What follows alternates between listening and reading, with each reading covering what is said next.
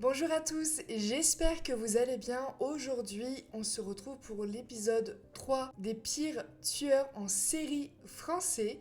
Et aujourd'hui, on va parler de Francis Holm. Je sors juste mon chat et je vous raconte l'histoire. N'hésite pas à t'abonner, à liker la vidéo. Bon, si vous connaissez pas l'histoire, let's go.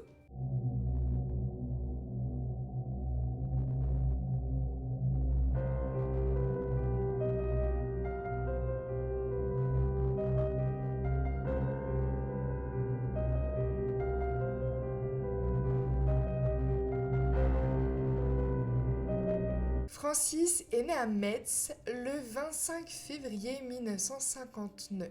Son père Marcel est électricien et sa mère Nicole est femme de ménage. Le couple va avoir 2 enfants, Francis et Christine. Comme la plupart des familles pauvres que je vous ai déjà parlé, souvent le père est alcoolique ou même la mère et il y a beaucoup de violence au sein de la famille. Et parfois, Francis n'a tellement pas à manger qu'il mange de la pâtée pour chat. Et notamment, il va avoir le surnom de Félix le chat. Son père est ultra violent envers sa mère. Comme je vous l'ai dit, il boit énormément. Et un jour, Francis va vouloir s'interposer. Donc c'est super gentil, c'est incroyable qu'un enfant veuille faire ça pour sa mère. Parce que pour lui, sa mère, c'est toute sa vie. C'est vraiment... Personne ne peut la toucher, il a vraiment un amour fou pour sa maman. Et à ce moment-là, son père va le frapper avec des coups de martinet et va l'enfermer à la cave. Il va même, dans cette cave-là, être attaché par des fils de fer. Et chaque jour, il va être battu et humilié par son propre père. Son père l'insulte d'attardé mental parce que Francis a un handicap. Et son handicap, c'est le syndrome de Klinefelter. Je ne sais pas si je le dis bien. Mais en soi, il a une altération de l'identité sexuelle. C'est-à-dire que ses organes sexuels sont petits, comme des petits pois. Vraiment, ils ne se sont pas développés. Et notamment, il a un petit peu un retard mental, ce qui fait qu'il peut être un petit peu bête parfois. Plus tard, il n'aura aucune pilosité faciale à cause de ce syndrome-là. Lorsqu'il va être adolescent, il va tomber dans l'alcool comme son père. Il va s'amuser à enterrer vivants des animaux et aussi se mutiler. Après, il va vouloir faire le service militaire, mais il va être recalé car il a des soucis psychiatriques. Et du coup, à la suite de ça, il va simplement devenir maçon. Comme je vous l'ai dit auparavant, sa mère c'était vraiment son refuge. Elle était tout pour lui. Et lorsqu'elle va mourir des suites d'un cancer, il va même aller dans le cimetière pour déterrer sa mère. Suite à la mort de sa mère, il va tout faire pour essayer de se suicider car elle ne peut pas vivre sans elle. Pour vous dire à quel point il était vraiment très attaché à celle-ci. Suite à cette perte énorme pour lui et du fait qu'il n'arrivait pas à se suicider, sa première victime va être faite quelques mois après le décès de sa mère, soit le 5 novembre 1984. Il va croiser dans la rue une jeune apprentie pâtissière, Lionel Gineste, de 17 ans, et comme il va le dire avec ses propres mots, elle avait l'air d'une pute avec ses collants noirs, c'est pourquoi il l'a tuée.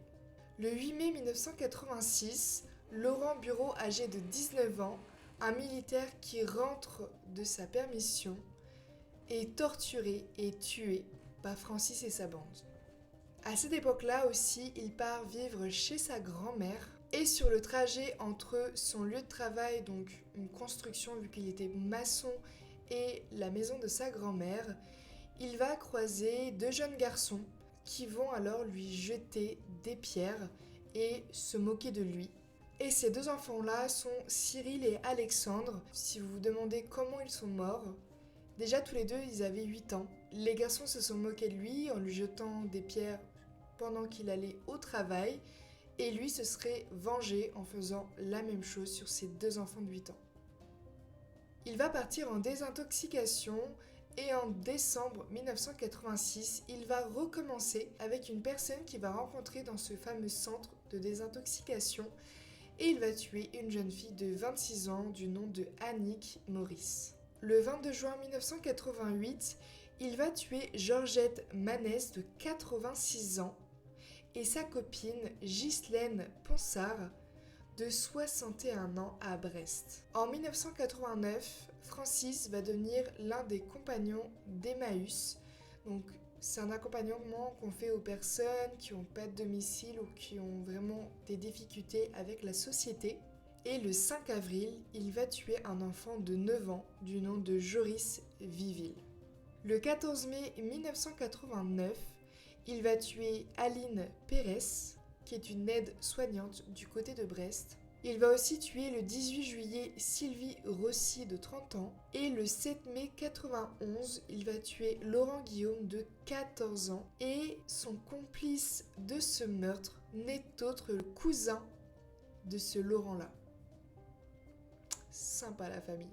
Le 5 janvier 1992, il va même tuer un retraité du nom de Jean Rémy de 65 ans. À la suite de tout ça, il va être arrêté le 7 janvier 1992 en Alsace. Et à ce moment-là, il va avouer tous les meurtres, mais jamais celui de Cyril et d'Alexandre.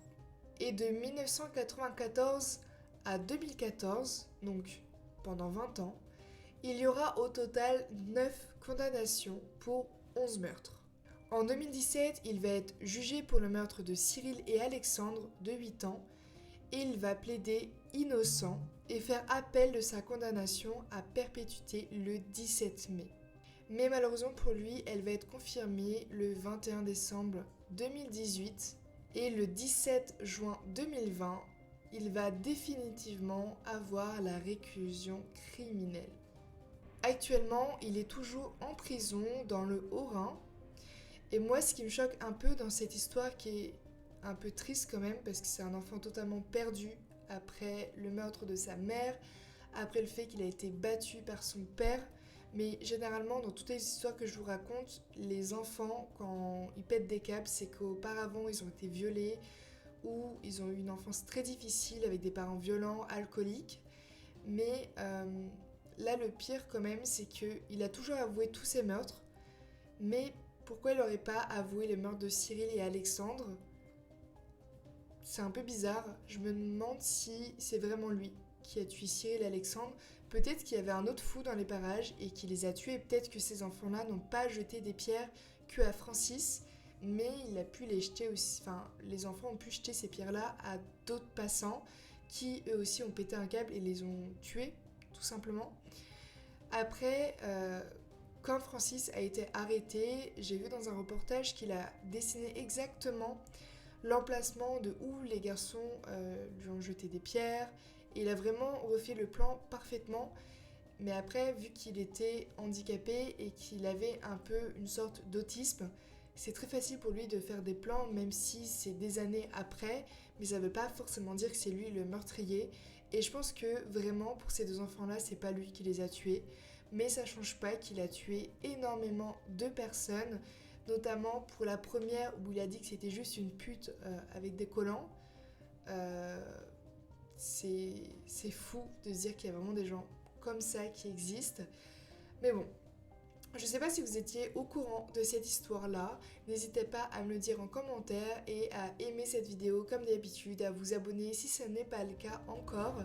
Et nous on se retrouve demain pour une nouvelle vidéo.